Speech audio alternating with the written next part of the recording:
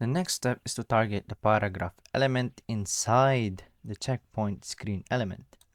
Use the document query selector and the child combinator to target paragraph element. Okay, so we write in the keyword first of const and then the variable name, which is the checkpoint message, and then access the CSS file with the use of the document and then the interpolated method, which is the query selector. Now, in this part is that we have to access the checkpoint screen selector first. So checkpoint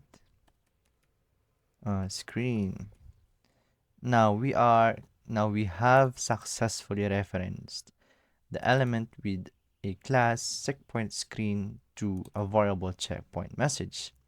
But we are also to reference the P element inside of this element. So we have to put the combinator.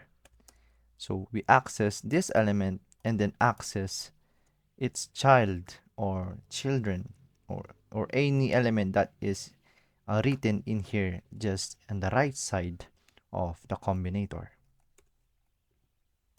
So that would be it, and nice.